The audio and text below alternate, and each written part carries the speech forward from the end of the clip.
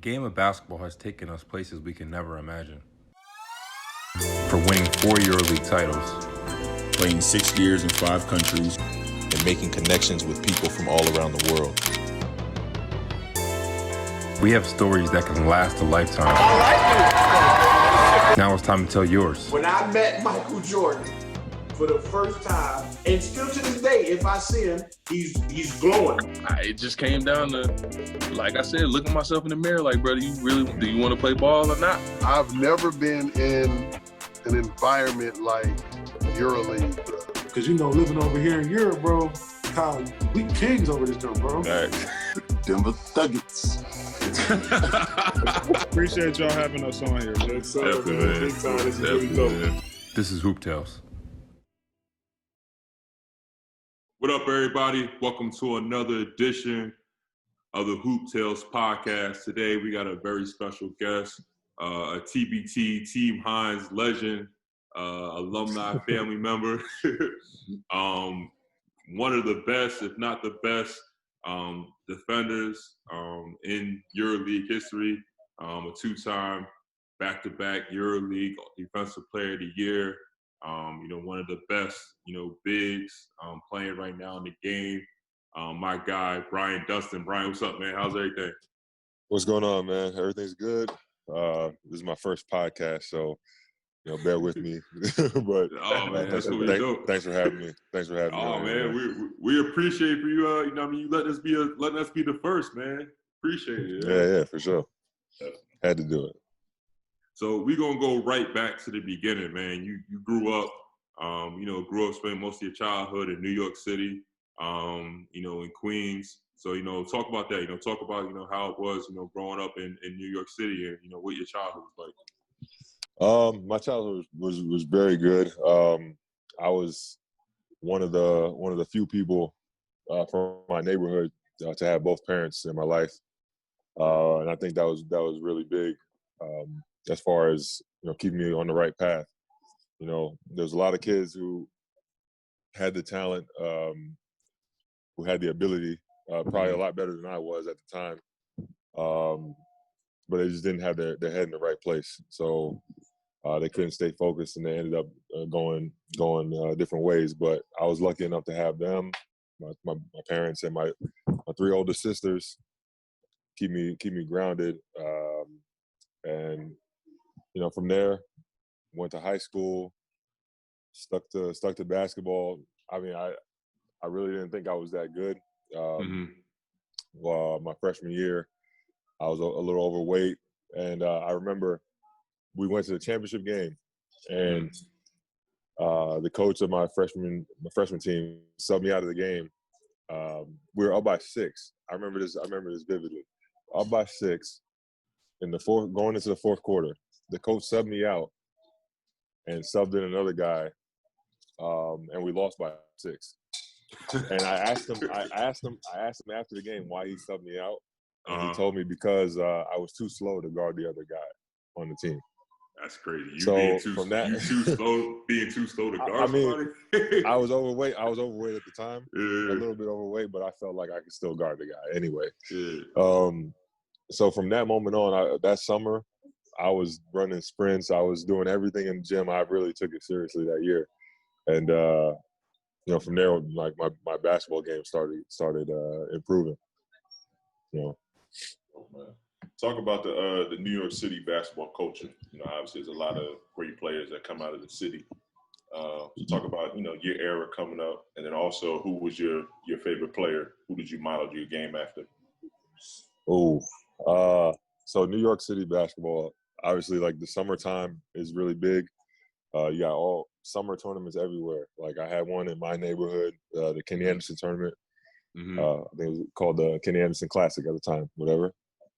I played in all the tournaments. West 4th Street.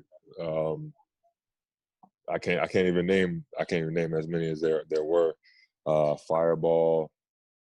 Pro City, just a bunch of different ones, man, and it was really good because it was professional players, overseas players, NBA players, and college players all mixed in one. So I was lucky enough as a high school player Mm-hmm.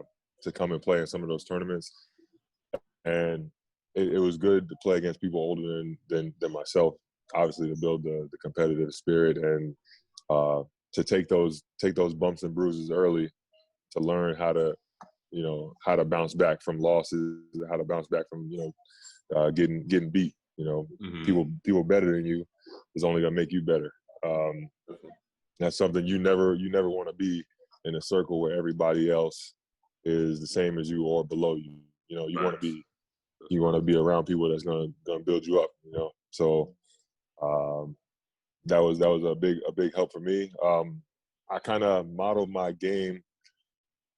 My favorite player is Kevin Garnett, and I saw his game and I was like, okay, we're obviously different players, but I saw his passion and I saw his work, and every interview he did, I saw the emotion that he had for the game, the love he had for the game, and I said, this is the kind of basketball that I feel like everybody should have, So luckily enough, I had that same kind of energy. So I tried to make that my thing going forward.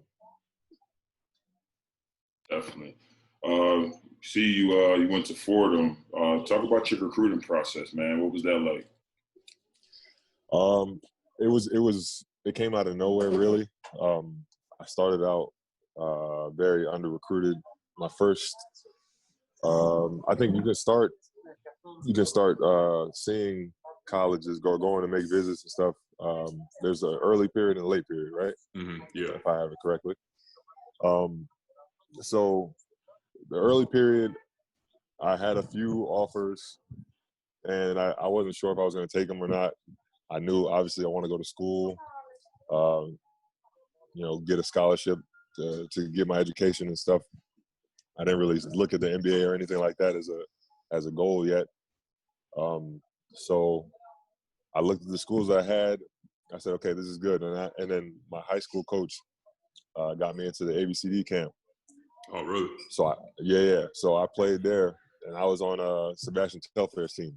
Him and Big Baby. What was that experience like? It was crazy because I didn't know anything about the tournament. Yeah. I got the call actually. You remember SARS hit back in China, and it stopped about a lot of their players from coming over. Okay. And I think they had a few guys that were supposed to go to the ABCD camp. So Jim Gatto, who was my coach in high school, his son was the head of Adidas at the time. Oh, wow. And I actually got to go to the camp because of that, probably. So that's love. It's a bunch of stuff that happened that had to line up for me to actually go there. Once I got there, I think I held my own a little bit.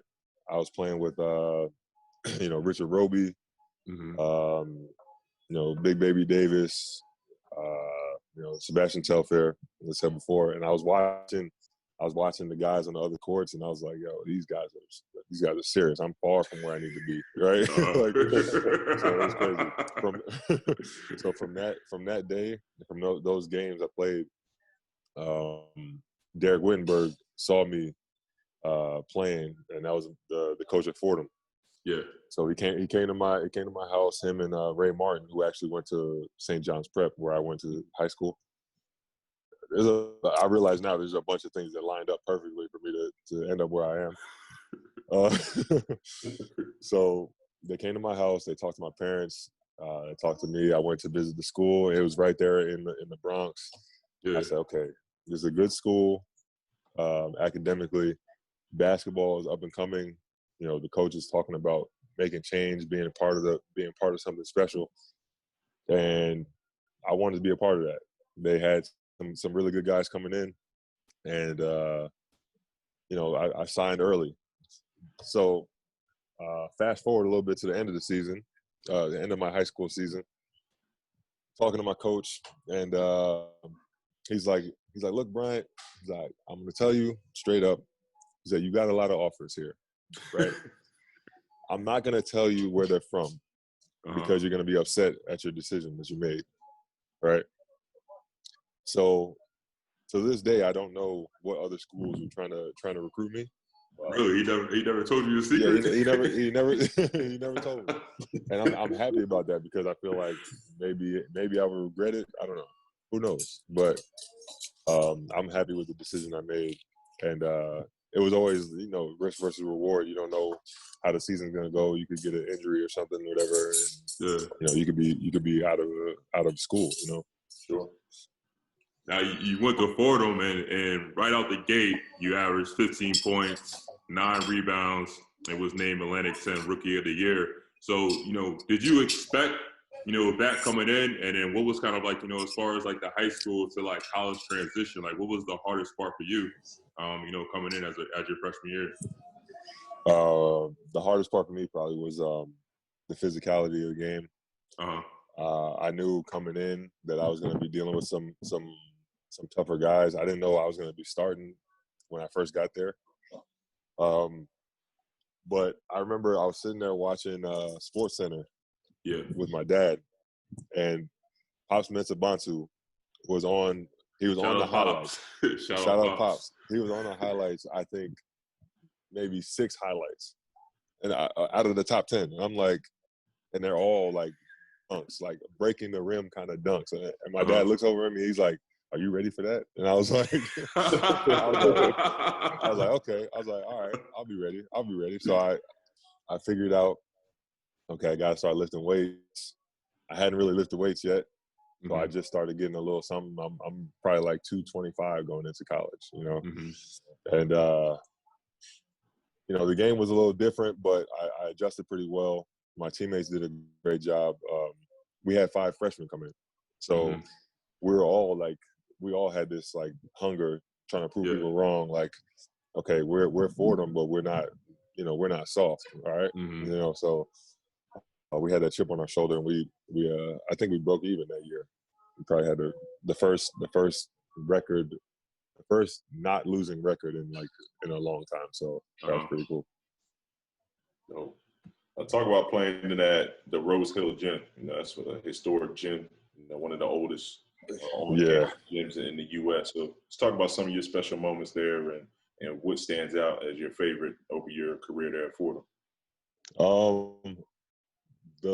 One of my favorites was I think it was first of all, playing in that gym is like there's so much history in that gym. It's small, but it's like it's cozy. When it gets packed in there, it's a really good like a 6-man. It adds something to the game. You get the whole stadium, the whole gym rocking, and it's really it motivates you to play better. There was one game, I think it was I don't want to get this wrong. I want to say it was Xavier. No, it was Temple. I don't know, but there was one team that we weren't supposed to beat, and it came down to the last second. We got a stop.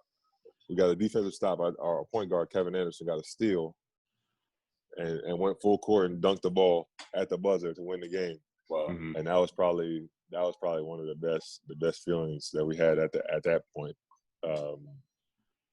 It was crazy, man. It was really, really crazy. You remember when we played each other? I do, but over the years, like things like got messed up because I was like, oh man, when I played against Collin College, man, we killed them. And I had like 30 points. I look back, but I remember because I remember one thing. Whenever I step on the court, and I see somebody wearing 42. I said, all right, I'm going to show them who the real 42 is. Same. I thought the same thing. So I look back at the stats, and I'm like, man, I really didn't play well that game. and we lost. So I was like, what? I thought we won. I got everything wrong. I was motivated that game because like that. So that was supposed to be my home game because I'm originally from South Jersey. So there was no teams in Philadelphia wanted to play us. No teams in Jersey wanted to play us. So they was like, well, we got Fordham. So that was like supposed to be like the home game. It was me and another point guard with the Cardoza. it was his home game too. So I was just hyped to like be like, in the tri-state, upper, East Coast area. So Yeah. I just remember walking into the Fordham gym. I just remember walking the Rose Hill and seeing Vince Lombardi and all that different type of stuff. Yeah, man. It was dope, man. So when did you realize that you can make money, and that you have the opportunity to play professional basketball? Probably after my sophomore season, because there were rumors that Derek Whittenberg was going to leave and go back to NC State, where he played and he graduated from, or whatever. But they said he was going to go there and be the coach when there was an opening, and everybody was coming to me and they were like, "Yo, you going with Coach? Yo, you leaving? You going to NC State with Coach?" And I was like, "Why would I leave and go? Go with?" And they were like, "Yeah, because you can go there and you can go to the league and all this stuff, whatever." And I was like, "Okay." Like if everybody else is thinking that, then why am I not thinking that? I should start thinking about the next step. So I started. Our coach didn't leave. He stayed the 4 years that I was there. But the next 2 years I played, I was kind of thinking, okay, what can I do? And my dad is always in my ear telling me, you can't just be a center. You're not gonna play center in the league. You're not gonna do this, whatever. You got to start dribbling the ball. You got to start shooting a little bit more.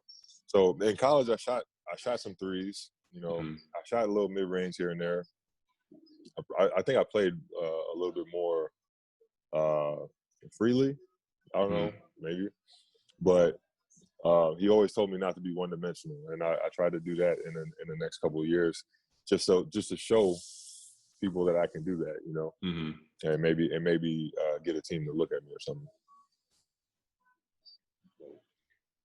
So, coming out of school, did you have any pre-draft workouts? Was the NBA an option, or how did that process go, and how did you land overseas? So I had 2 workouts. Well, first I signed with one agent who told me that the NBA is probably a long shot.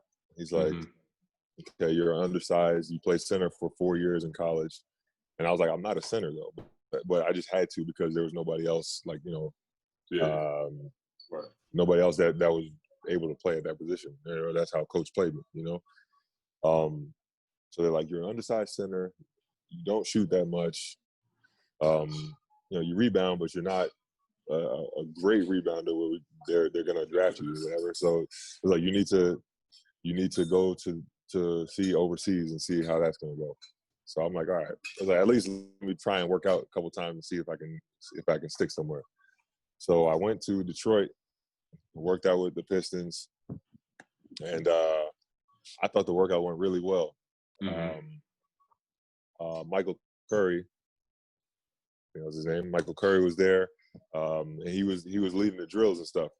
And he used to come down to the open gym that I used to go to, so I knew him, and I was like, okay, this is my end right here, right? And he's leading me. He's telling me, yo, lead the drill. You do this. You do this. I'm doing everything he's asking perfectly. I'm like, all right, this is a great workout. I don't hear any phone calls back from them. I'm like, all right. Okay, so much for that.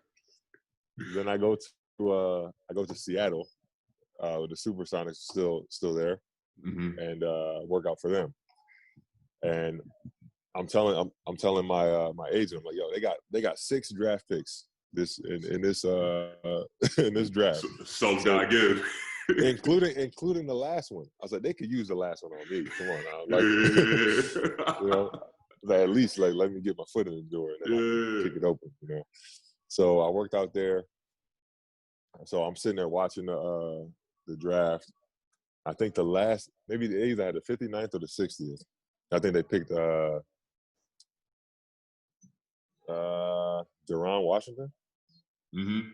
Yeah, they picked him, and I was like, man, that could have been me. I was like, all right, whatever. So after that was over, I was like, asked my agent, all right, what's next? Do I go to summer league and work my way into the camp, whatever? He's like, okay, yeah, we'll get you a summer league workout. You go with the Lakers. said, oh, the Lakers? Okay, cool.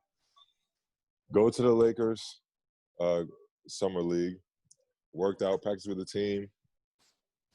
We went to the summer league, started the summer league, played the first 2 games, played really well, I thought. You know, then he's like, okay, they have this Korean basketball league tryout. Mm-hmm. He's like, they're giving out good. He's like, yeah, they're giving out good money over there. He's like, we can go to those tryouts as a fallback just in case the Lakers don't call you back. Mm-hmm. Like, all right, that sounds pretty good. That sounds like a good idea. I was like, okay, when do I have to go? He's like, all right, you're gonna have to miss the last 3 games of the summer league. Like, what? I was like, I just played 2 games. He's like, yeah. I was like, okay. It's like, so I'm basically just saying, all right, you guys see me for these 2 games, and that's it. And then you have to decide if you want me after these 2 games. If I'm not showing I'm committed to the team. Yeah. You know, so I went and did the Korean draft. I ended up getting picked. I think they did the draft one day, and then they had the workout the first day, and then the draft the second day after that, or maybe 2 days or something like that. So I signed for a team there. Obviously, the Lakers didn't call back, so I was like, okay, cool. But the money was good in Korea. I ended up going to a good team that was actually successful. I learned a lot there. Learned a lot about myself, about basketball, and it was a great experience.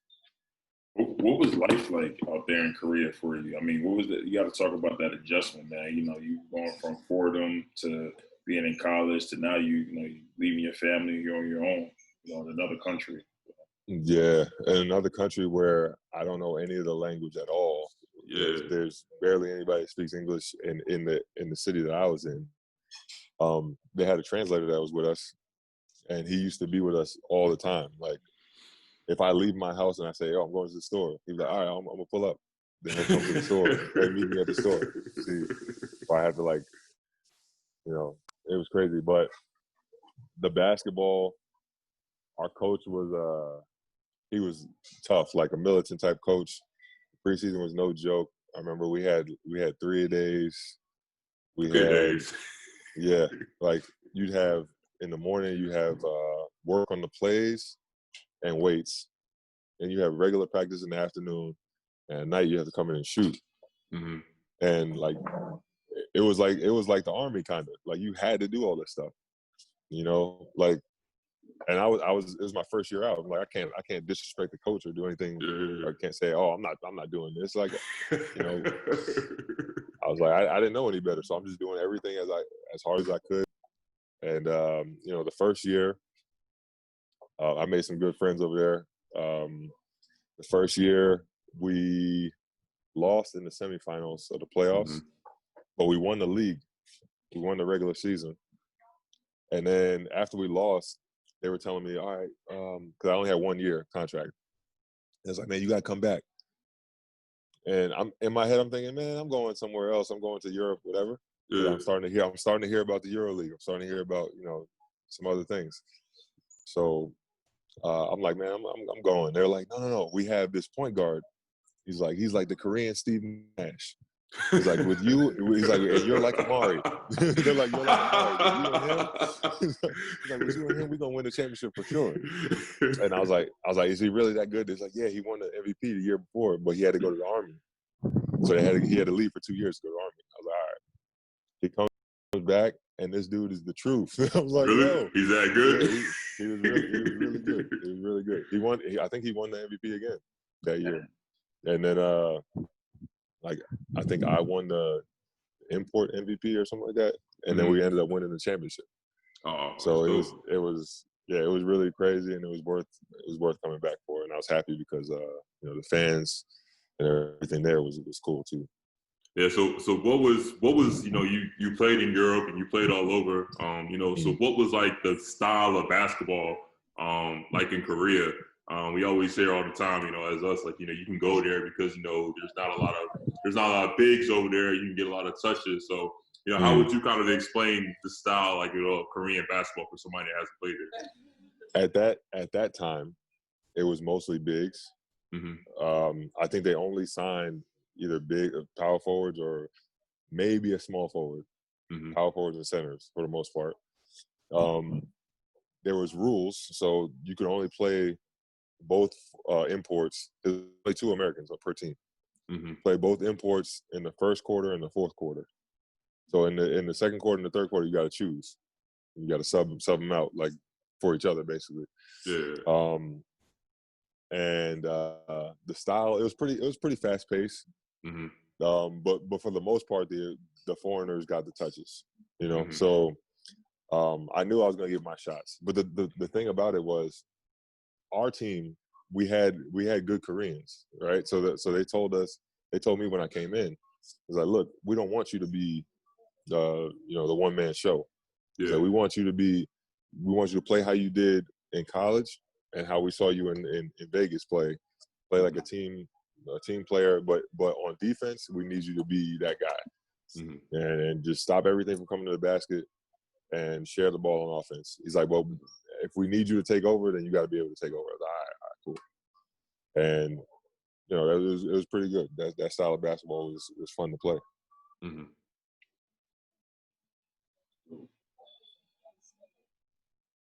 can go. We talked about that. My bad. So we can go going into Europe, man. So your next move going into Europe. So talk about that.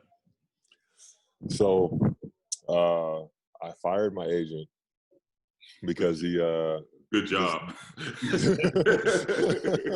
the same agent was telling me, okay, first of all, the guy who I signed with, the agent who came to my house and told me like, hey, I'll get you to the league and stuff and all this stuff. I didn't see him after that day. I signed with him and I got pawned off to a runner, whatever, assistant or something like that. Yeah, one of the not even the second assistant, the third assistant. So I'm talking to the third assistant, and he's like, yeah, man, you should keep going back to Korea and keep getting this money. He's like, it's a steady check and whatever. He's like, yeah, you doing well, you gonna win every time. He's like, all this bonuses and all this stuff. I'm like, but there's more competition over there. And I was like, I need to be over there.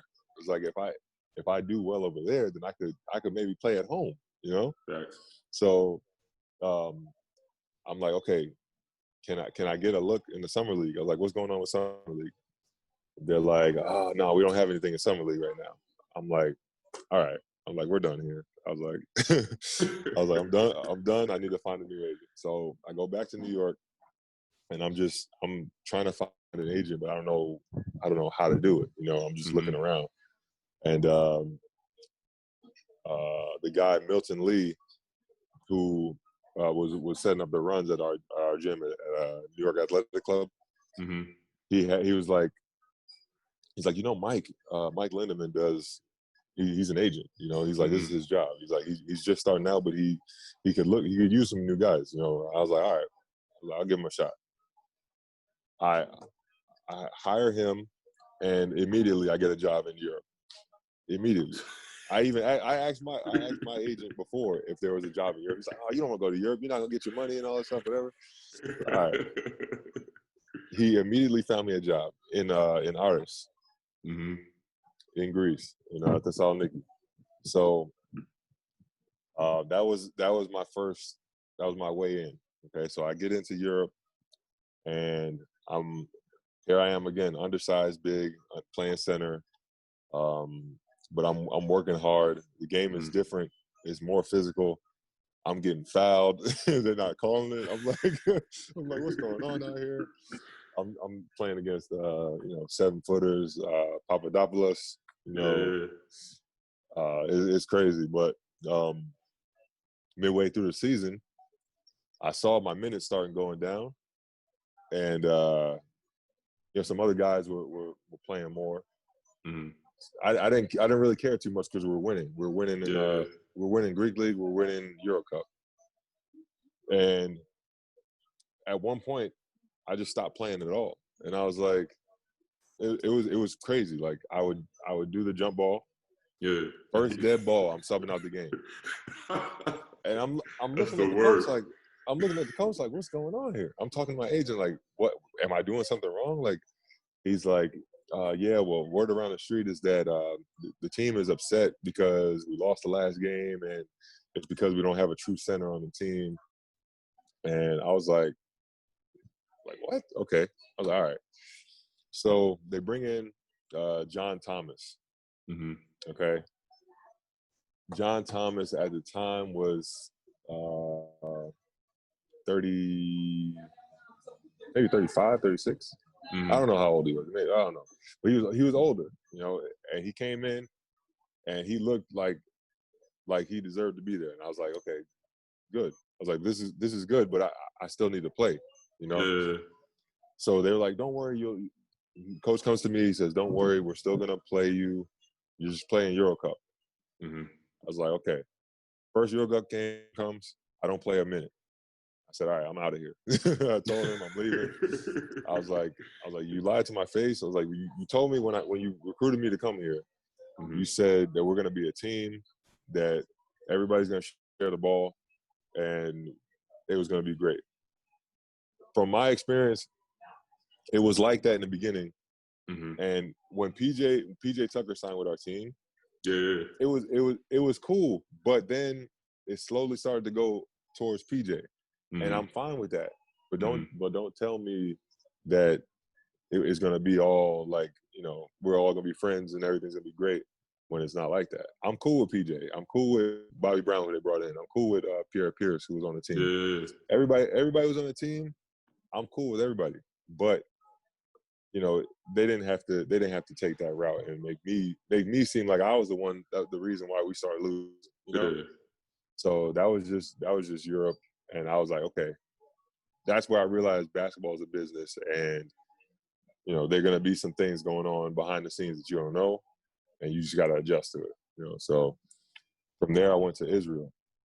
And I played for Dan Shamir, who's a really good coach over there. Shout out to Dan. Yeah. Cheska. He's my coach at Cheska. Yeah. So he's smart as hell. I played with him. Sean James on the team, Lee Nalon, Dan Grunfeld, a couple other guys. But that was really fun. We played.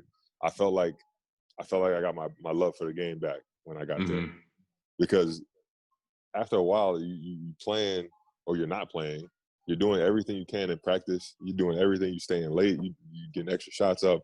You lifting weights. You're trying to show them that you're better than they think. Mm-hmm. Than they think you are, and it's not showing on the court. So that can kind of drain you after a while.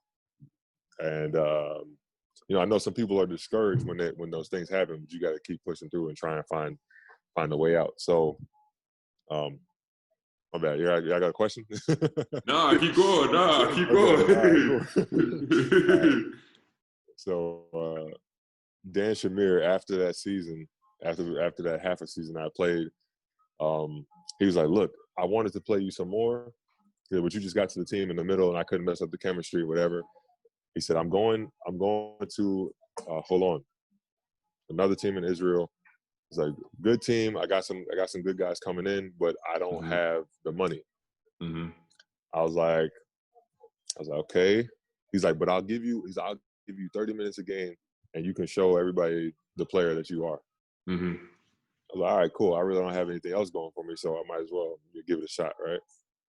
So I take a hit financially to try and get some professional clout back up, you know? Mm-hmm. And that was actually a really good year. I played with Tasman Mitchell, you know, Ron Lewis, you know, a bunch of guys. Can't remember everybody, you know, but we had a good team. We played really well. We made it to I think maybe the semifinals. Lost to Maccabi. Mm-hmm. Correct?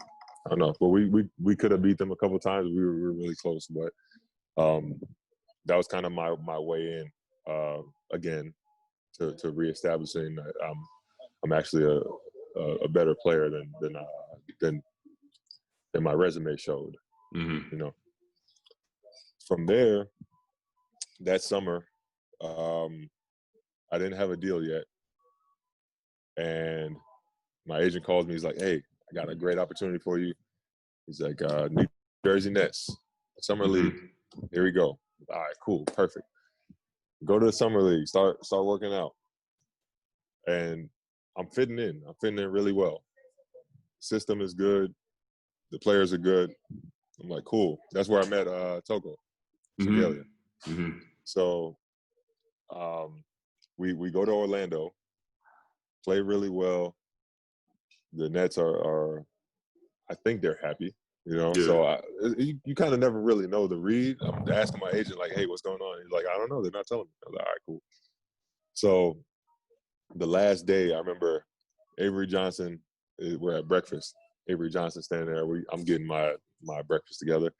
He's like, oh, Dunston, you playing really well. He's like, might play really well to make the team. And I was like, let's go. So I'm hyped. I'm like, okay, got to stay professional. Just keep it going. Keep working hard. Rebound, play defense, block shots, whatever. Do what you got to do. So summer league ends, and one day I'm sitting there and I'm getting a whole bunch of text messages. And then at the time, Facebook was the only thing that was popping. So I'm getting all these messages on Facebook. I'm like, what's going on here? And I look, and someone wrote that I signed with the Nets. And I was like, I called my agent real quick. I was like, yo, what happened? I was like, is this true? He's like, no, they haven't called me. I was like, so then why is everybody saying congratulations? And, oh, yeah, you deserve it. You've been working so hard and all this stuff, whatever. And he was like, yeah, I'm sorry, but they didn't call me back. I was like, all right. I was like, okay, so I'm responding to the people that matter, telling them, nah, it didn't happen yet. Like, you know, we'll see. And then I get another call from the GM in Italy. And they're like, hey, you know, we seen you in summer league, play really well. You should come play with us. I was like, all right. I'm thinking about it. And then I think I signed to play there. And that was all right, go ahead. I wanted to ask, because I mean, me and you were, you know, the same position, and we kind of done with the tag. No matter what we do, we're always the undersized center. So like, how frustrating was that for you, just over the course of your career? Even still, like, I still get it now to this day. Like, you know, you're an undersized center. So like, how frustrating, you know, for you was it, you know, over the course of your career to kind of, you know, get rid of that stigma of like the undersized center? And do you think like it had an effect on, like, you know, some of your other jobs or some of the other places that you probably could have played at a higher level? Yeah, for sure. I mean, my dad was always telling me, he's like, if you were 6'10", you'd be in the league right now. He's like, just at that time, the time where the draft was in 2008 when I came out, you know, undersized wasn't really the thing. Or they even power forwards were taller than 6'8", you know. So, and I'm probably barely 6'8". So, it was tough in the beginning to get over it, but every time I thought about it, or every time someone said something about me being shorter or not tall enough to play that position, I'd be like, look, there's guys who are 7'4", 7'2", who can't play the position like you can, or like I can, you know, like, you know, someone shorter can, you know. So, and it also helps us to be more versatile. I can switch on a pick and roll. You can switch on a pick and roll. You know, we can run the floor. We can jump higher and grab rebounds and do all these things. You know, so we also have the quick feet, quick reactions. You know, so it's actually probably a blessing that we're tall, but also the height that we are, with also the long arms that we have, the big hands that we have. You know, to be able to do all the things we can on the court. You know, so you know, it doesn't bother me anymore. You ever look at the NBA now, you'd be like, man, like, if only I was coming out of the draft right now, like, you know, where, you know, what could it possibly be? Because sometimes I'd be like right now, like, it's everyday's position. It's like, you know, you go out there, it don't matter. They got PJ's playing center right now for the Houston Rockets. Exactly. So it's like, you ever look at the league and be like, yo, like, if only I was, you know, 10 years earlier, 10 years later, I mean, it could have been different. I thought about it because my dad was like, maybe if you would have went to prep school and you got that extra year, you'd have came out the year later, and then you'd have been right at the right spot to get drafted in. But I mean, it's crazy. I try not to look at, you know, guys getting drafted now and saying, oh, I could be there. I just, you know, wish them well and hope everybody, you know, is successful. Now we're gonna fast forward to Olympiacos, you know, because that's kind of like when you started to, you know, make your mark on Europe. So, you know, so talk about that. Talk about how that whole situation happened. Obviously, you played that era, so you knew who Olympiacos was. So, you know, talk about the meaning behind, you know, playing for Olympiacos, and then that was when you made your EuroLeague debut. So, what did you think about the EuroLeague? You know, the first time you were playing it, you started playing there. So there's a funny story actually. I was sitting watching the finals the year before I got there, and I'm in Italy, and our league is still going on. So we're watching everything. Me and Dusan Shakota, and watching the EuroLeague, and he's like, man, you could be there. He's like, you could play against those guys. And I was like, yeah, man, if I could be on that, because I looked at Olympiacos specifically. I said, if I could be on that team, I could probably do something, man. I was like, I could probably make a name for myself, you know. And then I'm watching you guys win, and I'm like, yo, and I'm like, I get fired up when I'm watching the game. So I'm getting like, not mad, but I'm getting like, all right, I want to work out. I want to go prove something, you know.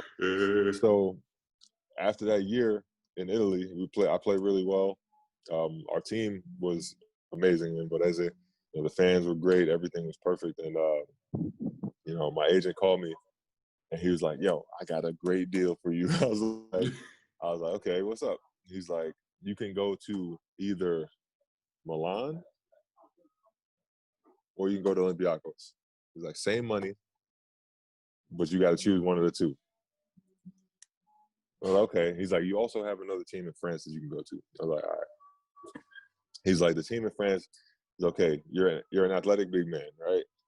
He's like, in France they got millions of athletic big men. You're gonna blend right in. It's not gonna be good, you know. I was like, all right, you're probably smart about that. He's like, you want to play in the EuroLeague, right? He's like, do you want to play for the current back-to-back two-time champions, or you want to play for a team that's trying to get there? And I've always been the guy to be like with the underdogs, say, oh, yeah, I want to lift this team up to become the champion, you know. But this time I was like, you know what? I was like, it's gonna be more of a challenge to three-peat, right? I was like, let me try and go there. Okay, so I go to Olympiacos. That's when I called you. I just landed in Greece. I just landed in Greece. I'm driving, and I'm like, I don't know anything about this place. I was like, okay, this guy. I said, I know Kyle from college. I was like, let me call him and see if he's. I was like, he probably won't even answer. I was like, just to see if he'll give me some tips about living there, you know, or anything about the team that could help me be better. What? My wife is asking if I know any tips about Greece now. Stop eavesdropping, okay? You tell her you say hello though. Yeah, tell her we all say hello. They all say hello. she waves. Anyway, so I find out about the team. I feel more confident that, you know, that I can actually do this. The living situation is really good. I had a nice apartment on the beach.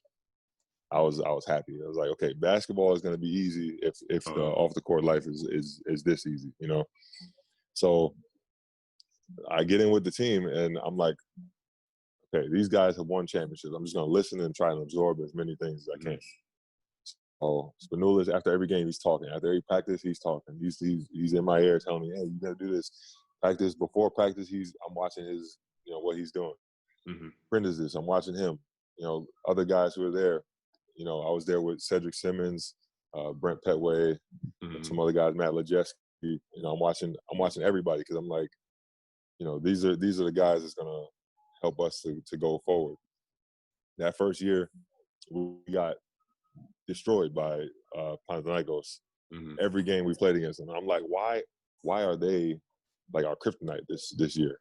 Like we play against everybody, we're doing pretty well, but against them, for some reason, we get out of character. And I noticed it towards the end of the year when we played against them in the playoffs and the finals, and they beat us there too. But I just noticed that their swagger never changed. Yeah. Their routine, it seemed like it never changed. I didn't know anybody on their team, but I assumed that they didn't change their preparation for us. They didn't start doing things differently. Like, let's say we didn't go to the hotel before the night before every game. Mm-hmm. Before that rivalry game, we go into the hotel. Using the hotel. And it kind of changes things. It kind of changes things, throws us off a little bit, So I was like, man, if we just keep the same routine throughout the whole way, then we'll probably be better. So that first year was just to absorb everything and see how I could impact the team. I knew I wasn't gonna get a lot of shots. I said, okay, guys are gonna shoot the ball. I'm not the option here. What can I do? I can play defense. I can get steals. I can contest shots. I can block shots. I can just try and play with as much energy as I can. And it actually led to being best defender that year. So you definitely got to, you spoke on the rivalry. You got to talk about it from a fan's perspective, though, because we know how crazy the Greek fans are and how passionate they are. So just talk about the atmosphere and playing in those games, and just talk about, because honestly, it's like Bloods versus Crips for real, man. So yeah, that's what I was just about to say that, man. It's like two gangs, man, and it's crazy because like when you play, you're playing basketball, right? And you think it's just basketball, right? But no, not there. Like it's something more than that. It's bragging rights. It's I don't know, because when I first got there, I was like, okay, we had rivalries in other countries where I played, and yeah, it's one game and the fans are going crazy. They're screaming at each other, whatever. But I never seen where like, okay, one team's fans are banned from the arena because they cannot be in the same arena as this team. So, or when you're leaving the other team's arena and they're throwing stuff at you, or they're pushing your bus or doing things like that. Like the story I heard about you, Kyle, when you got hit with the flare or whatever, that blew my mind. I was like, that's crazy. And everybody was like, he still played. I was like, what? Yeah. I didn't want to play, but I got back in the locker room and it was just like everybody was like, all right, and he just said it was like it's normal. It's like, this happens all the time. So, but Joker just went up and started writing on the boards. I was like, all right, I guess I gotta play. I was like, all right. I bust through the locker room. I'm cussing out the team. I'm cussing out the coach. Like, get out of the locker room. That's crazy, man. But yeah, it's really. I remember I was taking out my garbage one time, and there was one guy who was like, "Hey, Dunston," and I was like, because you see people on the street, and you just assume that they're a fan or whatever. I'm like, "Hey, what's up, man?" He's like, "Fuck you, I'm Olympiacos." He's like, "I'm Panathinaikos," and I was like, "Oh." I was like, "Oh man," I was like, "I didn't know it was like that." They have it like that, and I mean, now it's a little different because I'm not on that team, and they're like, okay, I'm Panathinaikos, but you're a good player, So at least they can, say that to me instead of the things they used to say to me. I want to ask you that too, because your wife's Greek for people that don't know, and you're currently in Greece. You spent a lot of time in Greece during the off season, obviously with her family, with your friends. How often do Olympiacos fans come to you and say, "Come, we want you to come back to Olympiacos"? Like, how does that happen? Does that happen often, or is it like how many fans do you still meet nowadays? I know every time I go back to Greece, they like, "Come back to Olympiacos, come back to Olympiacos." Yeah, all the time, man. I'm like, I still got a contract though, so I'm still in Istanbul, but the fans are great. They always come up and show love and say, that how they appreciated the work that we put in, and they do say come back, especially now that Slukas is going back. They're like, hey, Slukas is back now. He's like, he came back, now you got to come back. I'm like, we'll see, man. You never know. You never know what life's going to throw at you. But, right now, my heart's in Istanbul, man. Have you ever, because you're from Queens, Astoria, right? Yeah. I'm from Left City. Left Rack, okay, Left Rack. My bad. I don't want to get that wrong. I know how New Yorkers. Don't New Yorkers disrespect, feel. man. Yeah, I know how New Yorkers feel about their neighborhoods. But have you been to the? Because my brother-in-law lives in Astoria, so he said there's a fan club, Olympiacos fan club in Astoria. So he was like, when he wears the T-shirt, he was like, people go up to him like, how do you know this, that, and the other? So I was wondering, like, you being from New York, like. I mean, when you go back home, do you get Greek fans and Greek people, especially with Olympiacos fans? Yeah, sometimes I do. So sometimes I do, but my wife, I always try to tell her, she's kind of, we'll talk about that later. every time we go to New York, she didn't like New York in the beginning. Every time we go to New York, and I'm like, yo, there's a Greek area in Astoria. I was like, there's a lot of Greeks there, like natural Greeks, like they know the teams, they know everything. Like we should go there. They speak Greek, everything's good. I said we should go there. They got some good food, all that stuff, whatever. And she's like, nah, that's not real Greek. I'm like, at least give it a try, But we went past there probably maybe once or twice, but not too often. But you'd be surprised. There's a lot of Greeks in New York. Mm-hmm. It's kind of dope that we have two of the defensive player of the years, two-time on the same podcast. So salute to you, Kyle. Salute to you, Brian. I think that's dope, man. We appreciate it. Definitely dope. But I know you said I know Kyle's chasing me on the blocks, man. I see. Bro, I hear the footsteps. I ain't gonna lie to you. Low key, when you was out injured, I was like, yeah, this is my time to get him. I was like, yo, I want him to come back, but I was like, yo, he stayed a couple more games, I get like a couple more blocks. I can tie him up. Oh man, I was definitely looking at it. I was like, all right, man, you gotta catch me. Seeing, even for TBT, seeing both of y'all on the same squad, man, we were like, damn, man, this is like a dream come true. It's a dream team right here. But we'll talk about that another time.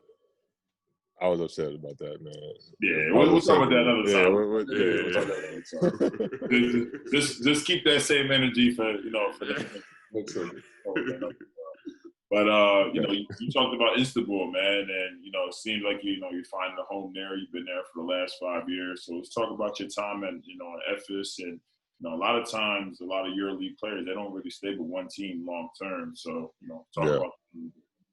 And congratulations for you just signed a new contract. For people that don't know, you signed an extension. So congratulations on that, man. That's big time, man.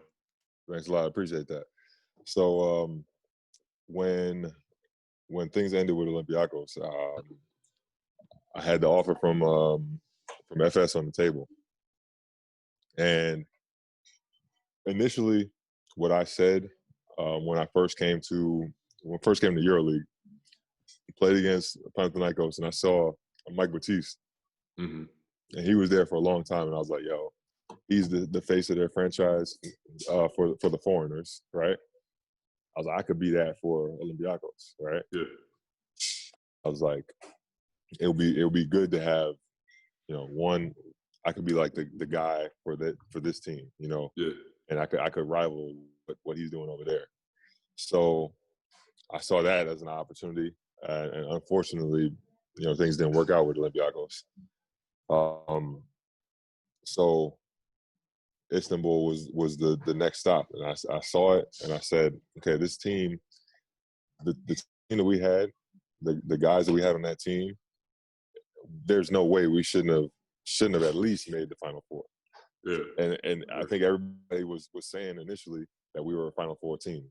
We had me, Derek Brown, Dario Saric, Jetty Osman, Jason Granger, Thomas Hurtel. Like, we had a really good team. And Ivkovic was the coach. Like, it was like, what else do you need, So when I got there, the fans embraced us from the beginning, even though we had our struggles. You know, our coach Ivkovic kept saying, you know, we have time, don't worry. You know, okay, things are happening. We're still trying to become a team, but we never really became that close bonded team. You know, Alex Tyus was on the team, also John Diebler. We got those two. We're kind of just going through the motions. You know, guys wanted to win, but that wasn't the most important thing. You know, at the end of the day, I don't think we didn't make the final 8. So our season ended really early in EuroLeague, and then we lost in the Turkish League. So we really underachieved that year. And I remember one of the main things I took from that year was that I have to be the leader now, you know, because in Olympiacos, you got Spanulis, you got Prentices, you got guys who won championships who speak up. When things are going bad, they're the ones who say something. When things are going bad that first year in the FS, nobody said anything. It just got quiet. You know, Ivkovic was talking, and then he'd leave, and then everybody would just be quiet and just be like, "Okay, come on, guys, let's go," and that's it. You know, you have to have somebody who's gonna not care about people's feelings and just go at and just let people know how it is straight up. And you know, from that year on, I think my leadership skills grew as also with learning the system, learning my game, and learning how I could help the team win. And no, the second year we did a lot better. But I still remember that first year I had a meeting with Ivkovic. I sat down and he showed me a little highlight video, and it was just like all mistakes. And he came and told me, he's like, "Look, my friend, if you continue to play like this," he said, "if you continue to play like this," he said, "you'll not be your league player for very long." And I said, but he did that on purpose because he knew that would like light a fire under me, and I was playing kind of like tentative from up until that point. From there, it just like blew the doors open. I started playing a lot better. So he knew exactly what it took to motivate me, and I thank him for that.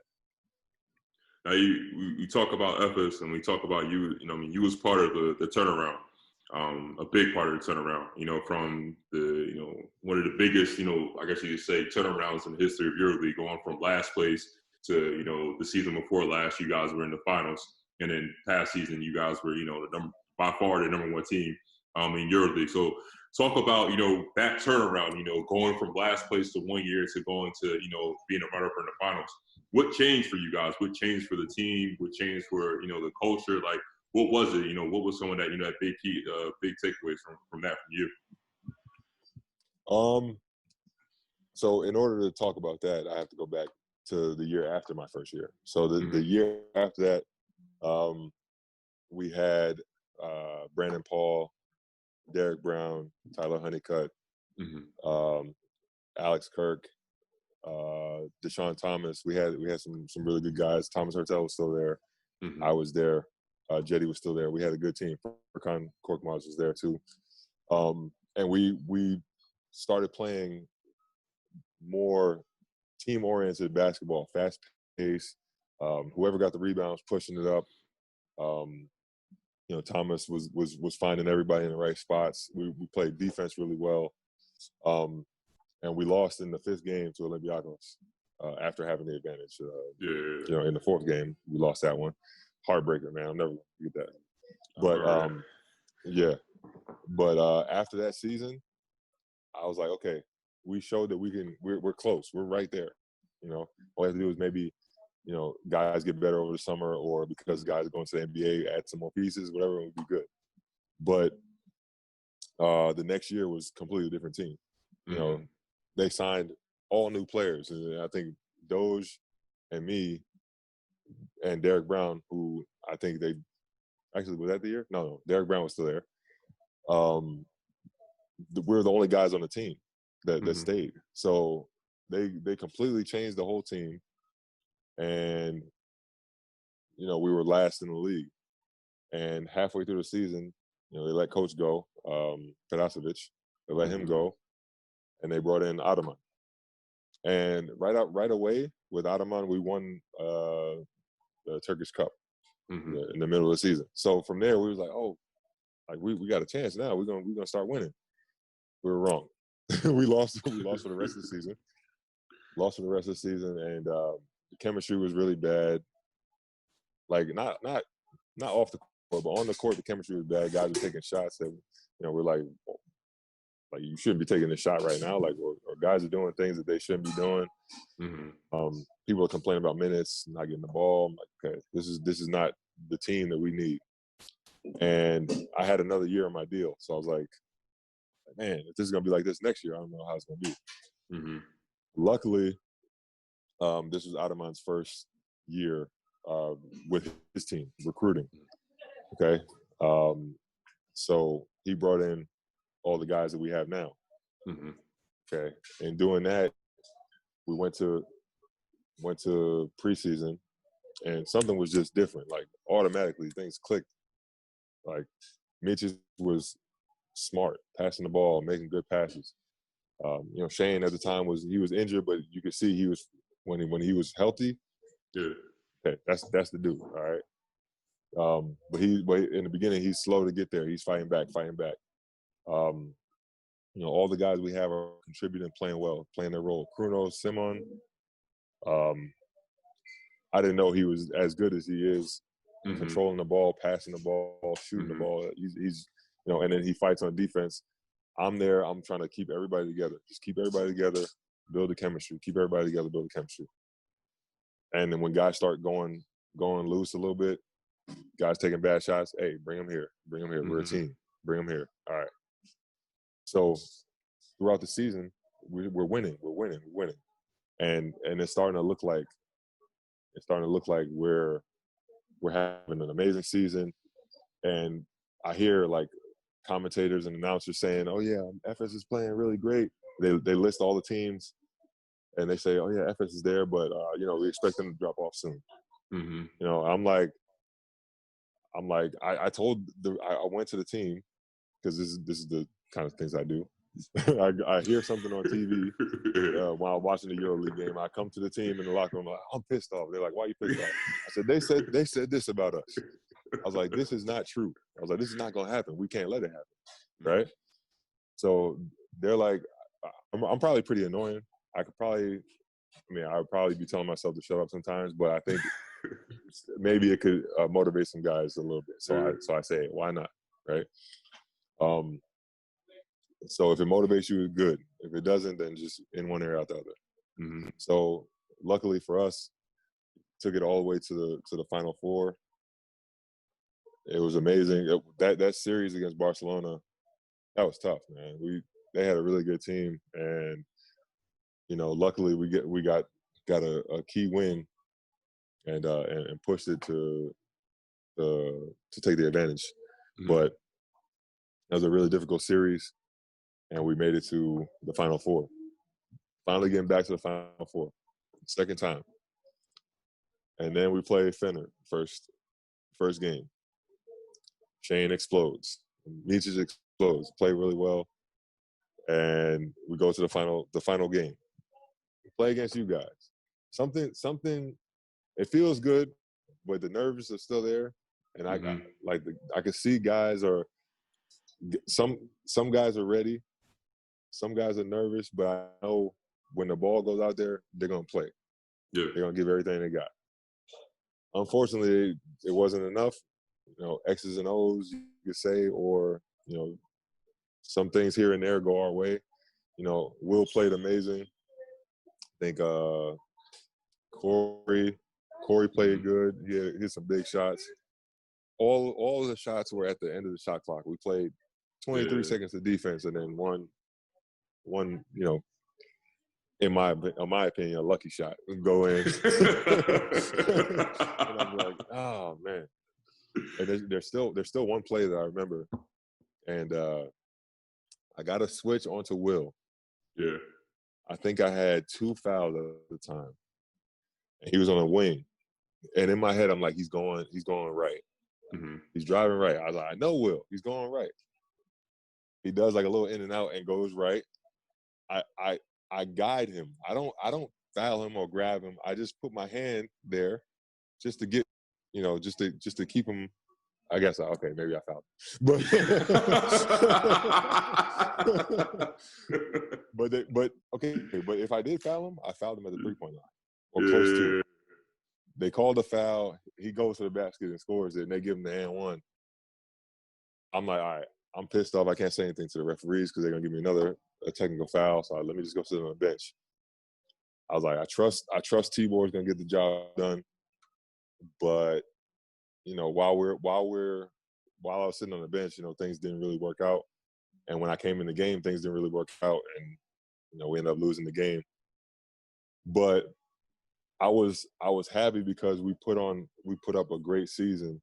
Yeah. And we went all the way to the end. And through the whole time, coach was telling us, or telling us and to the media, we're gonna win a championship. We're a championship level team, championship quality team. And that's something he's been doing since the year where we were losing every game. He was telling us, we're gonna be a great team.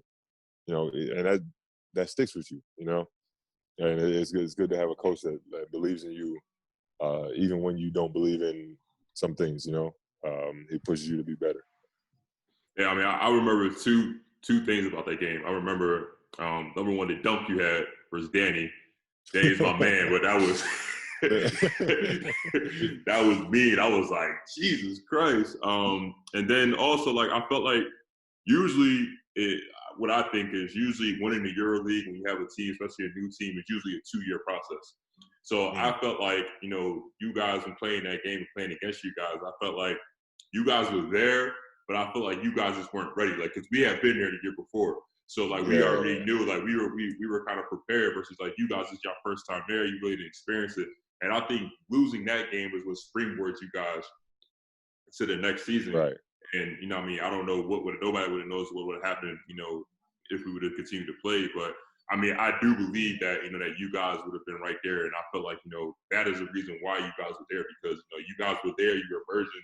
And because of that game, that's what kind of led you guys to kind of get to the next level. Yeah. So we took that L, and normally, a lot of times, I'm not gonna say normally, but a lot of times, the foreign players, they play for the EuroLeague, and then after that's done, they kind of pack it in. Yeah. So I'm telling the guys, like, look, we still got a job to do. Like, we lost this, we didn't get this championship, but we're gonna get one this year, right? So, we go through the playoffs, and we got Fenerbahce in the finals, and they're undermanned. I think 2 of their guys were hurt. I think Datome was injured in the beginning, and Vesely didn't play at all that series. If I'm not mistaken, I think that's it. But maybe there was one more other person, but they had injuries, and I was like, okay, they're hurt. This is gonna be our year, right? It starts off pretty well, but we can't beat them at their place. So, we win at home, we lose on the road. We win at home, we lose on the road, and we're in a game 5 deciding game, or game 7 actually, I forget, decisive game to win the Turkish League. And that last game, unbelievable. Shane goes again, and then plays great again. Guys play out of their mind, and we win. And it's just like all those years of coming up short or not having enough or not or feeling like we're close but we're not there. Like, that was validation that last year that we won, where it was like, we're champions now, and now it's worth it. Doge, captain of the team, me being like the co-captain kind of, he brought me up to lift the trophy, and that was special to me because we were the only 2 there from the beginning. We've been through the awards, we've been through coach changes, we've been through worst losing season in history, like all this stuff, to being on top. So it was really special, and to be there with all the fans, and it was crazy. Definitely. I mean, you touched on Shane a little bit. Just elaborate more on his game and, what he's done these past couple seasons. He's just already stamped himself as one of the best scorers in EuroLeague history. So let's talk about playing with him, the type of guy he is, and the type of teammate he is. First of all, off the court, great guy, really great guy. Like, will give you the shirt off his back if he had to. He's a really good guy. And that's rare when you have somebody who's that talented, to be that down to earth or that selfless. Like on the court. Also, if I tell him, "Yo, give me the ball, this possession," he'll come down the floor and give me the ball. He trusts everybody on the team, and he tells me all the time, like, you need to shoot a little bit more, or you got the mid-range shot, you don't take it, like, you need to do stuff. He's smart, he sees things, and he's really gifted, and he works really hard. So he battled some injuries in the first year that we were together on the team, and I'm telling the coaches, like, yo, like, let him. I'm telling the doctors, the coaches, everybody who will listen to me, let him heal 100%. Like, don't try and give him a shot and let's see if it works, and like, let's do this and like wait a couple weeks and then practice, and like, no, just let him heal 100% until he says, yeah, I'm 100% healthy, and then let him play. Because then like towards the end of the season when we need him, he's gonna be at his best. So, because you can mask injuries or mask pain for as long as you want. The pain's still gonna be there, and it's not good for the person to be, taking painkillers all the time, or like, doing things to try and to just play one game. It doesn't make sense. So he heals up in the middle of the season, and it was at the time where I'm starting to like read online that Teodosic is available, and they're trying to make a trade or like get rid of Shane and bring in Teodosic. I'm like, what? I'm like, no, don't I'm like, don't do this. I know Teodosic is a really good player, gifted passer, great scorer, like all this, but Shane is worth the investment. So I'm glad that they didn't pull the trigger on that. And when he started playing and he was at his full speed and he was healthy, he was jumping higher, he's leading the team. Whenever I get a rebound, he's clapping for the ball. I'm like, all right, I know he wants it, and he's gonna zoom through the defense and get a layup or get a foul, or he's just gonna stop and then hit a three, or but he doesn't force anything, so if he sees that he's about to force something, he'll stop, bring it back out. He'll run a play, or he'll pass to Meaches, or they'll run a play together. And I think it's really rare where you find two guys play the same position who can play together at the same time too. So play off each other. Yeah, exactly. So it's a testament to both of those guys to making this work, and hopefully it'll continue to work in the future when we play. Got you won a lot of awards, man. You got a lot of accolades, championships and everything. But we're gonna talk about, probably, in my eyes, might be one of your greatest achievements is you being a new father, man. So talk a little bit about your daughter, man, and talk about how you're adjusting to parenthood. Man, she's amazing, man. So Aria Zoe Dunston, she was born March 14th. 2020. So it was tough being out from basketball because I had an injury. My heel was injured for a while. I ended up having to get surgery, whatever. But I was out from, I want to say, November to like around March when I started coming back playing again. But she was born. I was actually there for a lot of my wife's pregnancy, because I wasn't traveling all the time. I was just in the house. I was with her. She came with me to Germany when I did my surgery, so she was with me the whole time. And because of everything that was going on at the time, I was able to be there for the pregnancy. So, that was an experience that everybody told me that you can't sum it up in words. But there's nothing that I could tell. There's nothing I could tell you that's gonna make you know how it feels to be there. When she came out, I was just like, it's like my world changed completely.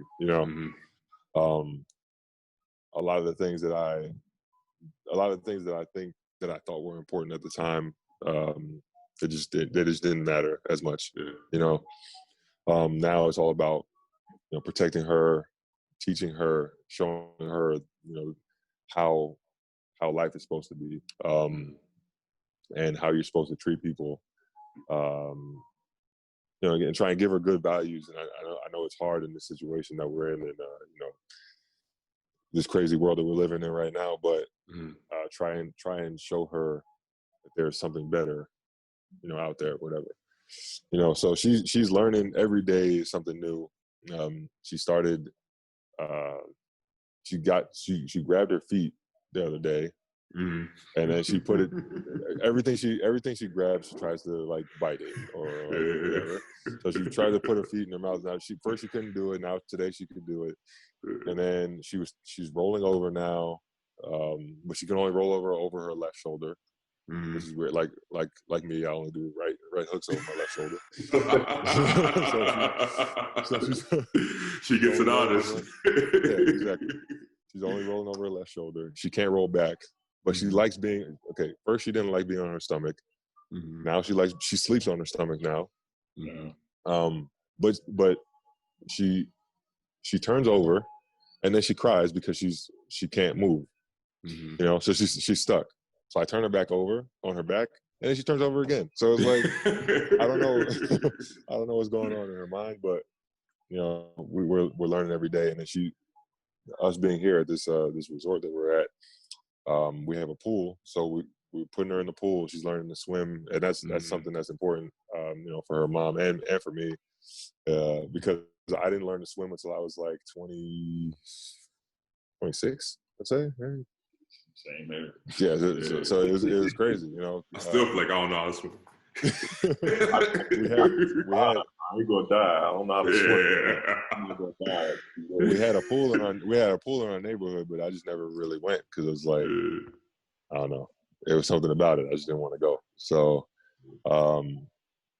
but I always wanted to learn. But after I met my wife, she actually taught me. She taught me a lot of things, but learning to swim was one of them. So that was cool. And now we get to teach our daughter all these things, and it's a great blessing. Great blessing. Yeah, man. Cherish it, man. Cherish it. Take a lot of, one thing I tell people all the time, take a lot of videos, take a lot of photos, because it goes by just like this, man. I was looking at, photos and videos of my daughter and my son today, and it was like, she's 4, my son is 2. But it looking at the videos and look at the pictures, like they grow up so fast. I'm just like, I don't even where did the time go? So that's my advice I tell everybody, man. Fill your phone up with a lot of pictures, a lot of videos, because it goes by really fast. So our last questions that we have is, we haven't played basketball, and especially for you, you were injured. We haven't played basketball, for a while, obviously because of the coronavirus. So, so what are you looking forward to for this upcoming season the most? And how excited are you just to have the opportunity to start playing basketball again? I'm really excited, man. I'm watching all the highlights I can. I'm watching, keeping the passion for the game alive. The fans. That's something that's, you can't replicate that. The energies you get from the fans, or even if it's in an away gym, you playing and the fans are booing at you, that gives you motivation to play harder. The competition is just something that I miss a lot. It's crazy because I worked hard to come back from injury, and then I get back, and then 2 games later, the coronavirus is stopping the season. So it was good to finally get back and play. I played 1 game in front of the fans before they shut it down, but I look forward to that, man. This season, I don't know when they're going to start. Hopefully, I don't know when the fans are going to be allowed to come, or if they're going to be allowed to come. I don't know how the situation is going to be, but just being out there again and playing 5-on-5 and running up and down there and talking trash and and doing the things that I do, throwing elbows and grabbing rebounds, and just being competitive again on the court, and then having something to talk about, with the team. Those things also, like on the road, hanging out with the team and dinner time, having stories and making jokes and stuff like that. It's gonna be fun. And the last question that we always ask people the opportunity to give is, your advice to a younger player that's looking to, to be successful, not only in basketball, just being successful in life. Piece of advice, I'd say, never stop pushing yourself to be greater. Every day you work hard. You can be satisfied with that one day, and then the next day, maybe something will come up, or you'll be like, oh well, I worked out yesterday, so I'm good. Every day, try and be better. Try and be better every single day, and don't let anything stop you from getting to where you want to get to. If you believe something, you got to keep pushing yourself to get there. So, if I could have given up after I got let go from ours, I could have given up and said, okay, well, Israel was cool, and that's that, but I'm never gonna make it to the EuroLeague, or I'm never gonna be, a better player. But I believed in my ability. I believed in my work. More importantly than anything, I believed in the work that I put in. I said, I worked too hard at this to give up now. I put in so many years of, coming in early, waking up at 6 a.m., running sprints, running miles, getting extra shots up, and working on my ball handling, working on free throws, and doing a whole bunch of stuff. If you put in the work, see it all the way through. Don't stop. You got to see it all the way through. That's the best piece of advice I can give. All right, bro. I appreciate you, man. We all appreciate you taking the time. We know you on vacation, so now go back to enjoying some more of that great Greek weather with your wife and your family, man. I will, man. Thanks a lot for having me, man. I appreciate you, bro. Hope I didn't go over the time. No. You were perfect, lot, man. You were perfect, man. We appreciate you, man. This is gonna be a good one for sure. Yeah, man. I'm gonna see you out there in Milan too, man. Yeah, man. Got pull up, man. Pull up. Oh, hold on. One more thing before we go. So I know y'all got the season to worry about and all that, but just keep TBT in the air. You know what I'm saying? Just keep it in the air for next year. Hey, I was watching the highlights from this season. From not from this season, from the TBT. Yeah. And I was like, man, if we was all there, if we had the guys, if everybody was able to travel and go, and play, it would have been a lot different. But it's always next year, man. We got it. Yeah, exactly. Next summer we back. We gonna run it back. All right, bro. All right, man. All right, man. All right, take care.